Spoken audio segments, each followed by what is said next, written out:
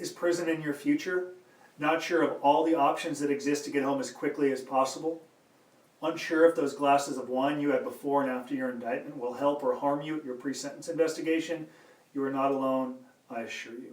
Welcome to Federal Prison Advice. I'm Justin Paperny, proudly our founder. Since 2009, I think Federal Prison Advice has been the leader in preparing people for prison.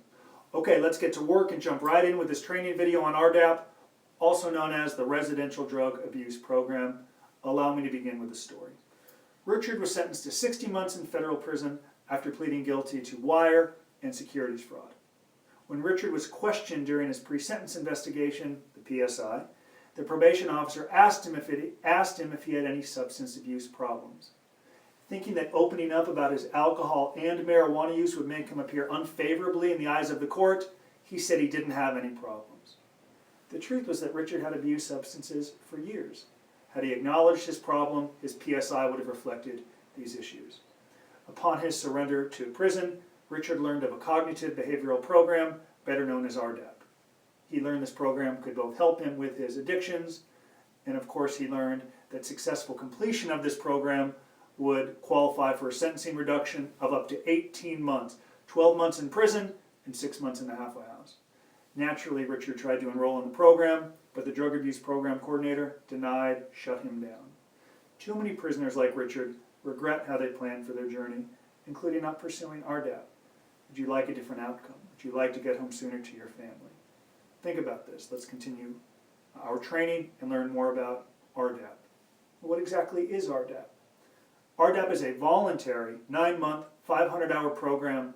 In 1994, Congress created approved this program for the Bureau of Prisons to give up to a 1-year reduction of a prisoner's sentence and authorize 6 months in the halfway house or home confinement. Note, this provision was for nonviolent offenders or prisoners who successfully completed RDAP.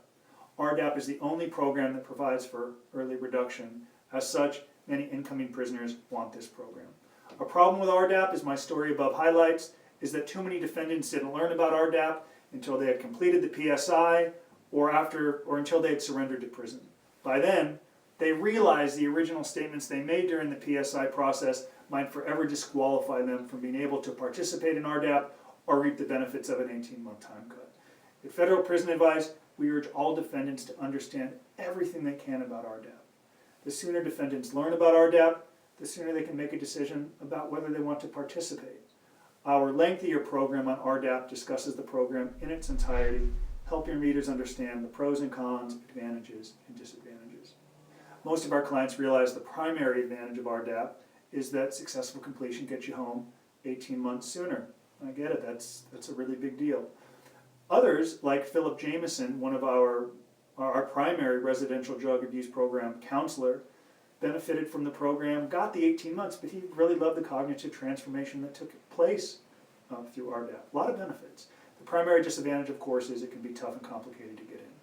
Since the RDAP represents the only opportunity defendants have to work towards completing their sentence sooner, most everyone wants to learn more about it. And the more they learn, the more people realize that people with serious substance abuse problems aren't the only people who benefit or participate in RDAP. We have worked with countless defendants who ran businesses, who were well educated, who had achieved high levels of economic or professional success. By understanding how the system operated and working with our team to acquire adequate documentation, our clients were able to position themselves to qualify for RDAP and get that time off.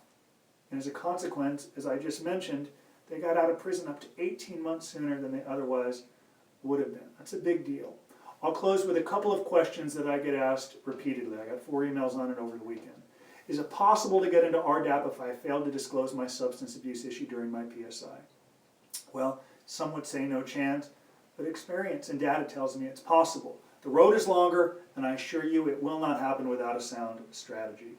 Another question. What if I get sentenced to a prison that does not have RDAP? Yes, not all federal prisons have the drug program.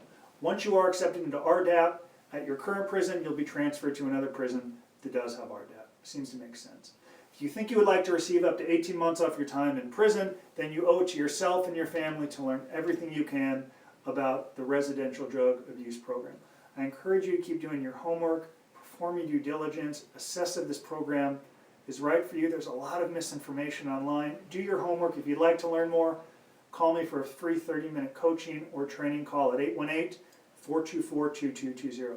Till I speak or hear from you, I wish you well on your journey. Prepare, prepare, prepare. Thank you so much.